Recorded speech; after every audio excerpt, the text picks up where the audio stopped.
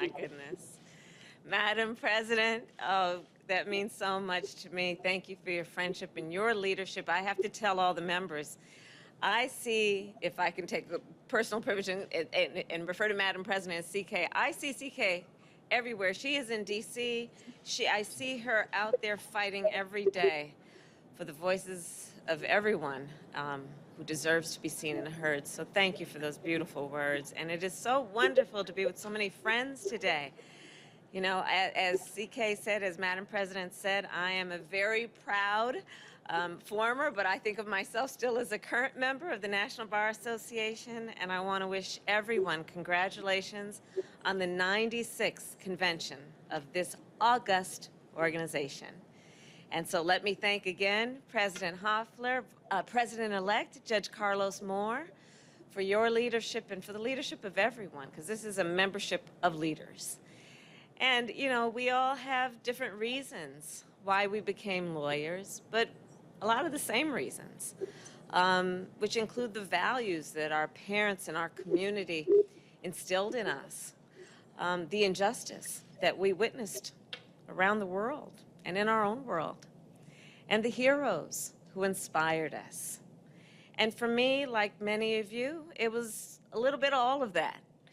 In particular, in my own family, I saw my Uncle Sherman, who was one of the first African-American lawyers to graduate from Bolt Hall.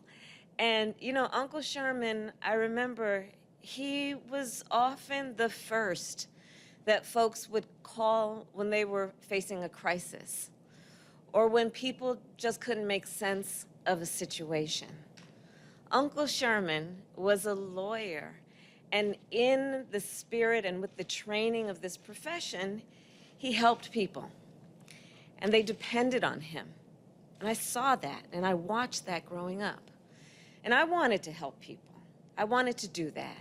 And that was one of the reasons, including Thurgood Marshall and Charles Hamilton Houston and Constance Baker Motley, that I wanted to be a lawyer. I wanted to help people, and in particular to help remove the barriers that stood in their way, to help people everywhere, to defend themselves, to define themselves as opposed to being defined by others, and to determine their own future.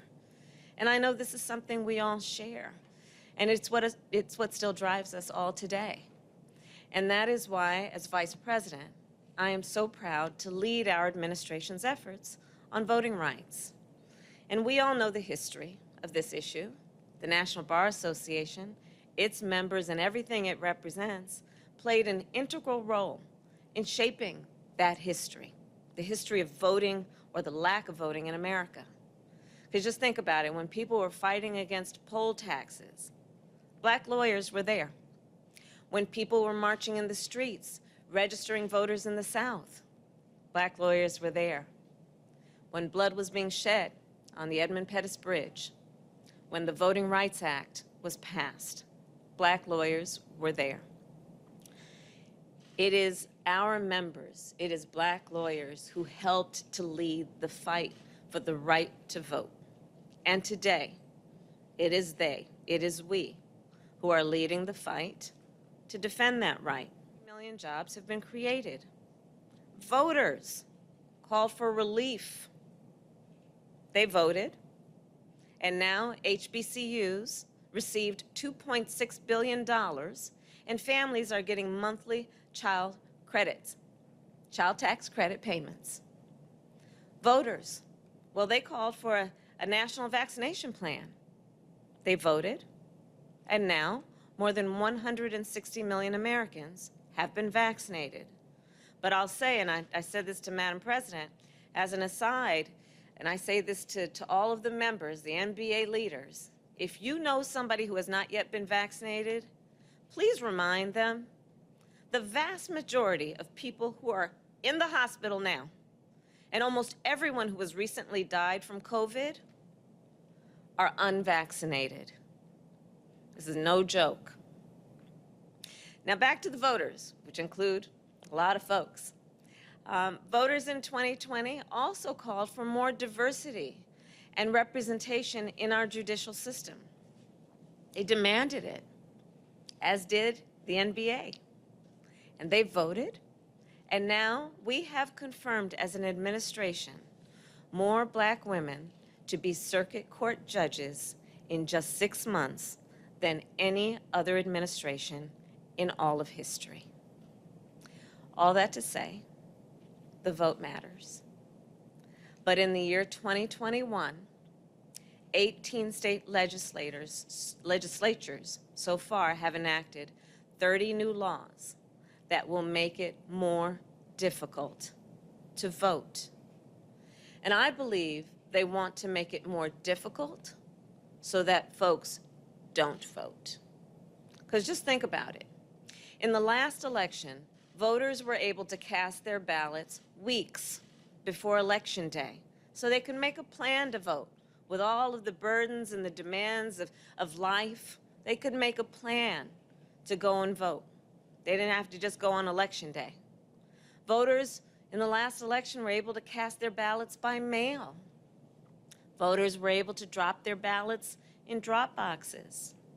But now, state legislatures are trying to limit these options, reducing the number of days in early voting, reducing the number of drop boxes that are available, making it more difficult for people to stand in line to receive food and water. But here's the thing. Not everyone can stand in line for hours to vote on Election Day. We all know that. Nor should they have to. Americans need options to be able to cast their ballot, which is their right. And remember, this fight isn't only about who gets to vote or how. This is also about who gets to count the vote. Let's not lose sight of what's going on out there. Because some of these state legislatures are also trying to shift authorities from trusted local election officials to partisan political actors. So we must fight back against all of these efforts. We must fight to pass the For the People Act, which would create national voting standards, get dark money out of politics, and create fair representation by ending extreme partisan redistricting. We must fight to pass the John Lewis Voting Rights Advancement Act, which would prevent discriminatory laws and changes in voting laws that would discriminate.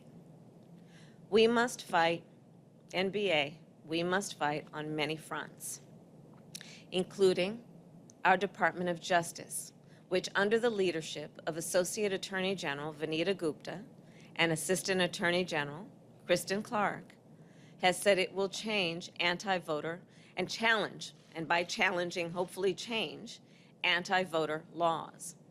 Civil rights organizations are similarly contesting anti-voter laws in the courts.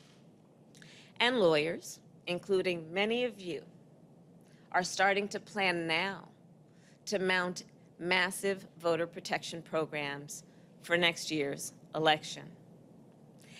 And let us pause for a moment to reflect and praise the incredible leadership of the National Bar Association, always, and most recently in 2020, because it was the NBA and its members that were answering calls on the hotline, responding to litigation needs, monitoring the polls, and it made a difference.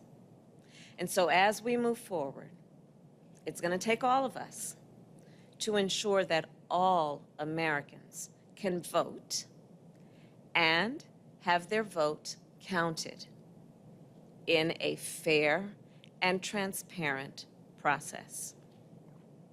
So, you know, I mentioned earlier that the National Bar Association has helped to shape history on so many levels, and especially this. And indeed it has. And that is because time and again, members of this organization have risen to the moment.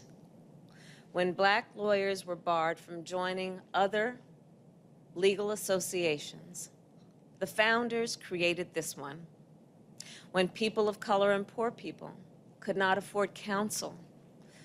This organization set up free legal clinics and offered pro bono services. When segregation kept people of color, kept Black people from being able to determine their future, it was lawyers among this membership who were among the leaders who argued against it. And today, as the right to vote is yet again under attack, I know that the members of the National Bar Association will rise once again to the moment, because we believe and we know our democracy is stronger when everyone can participate, and it is weaker when anyone is left out. So thank you all for your ongoing commitment, for your excellence, for your work. Thank you, and may God bless you, and may God bless America. I'll see you soon. Thank you. Thank you, Madam Vice President. Thank you so much.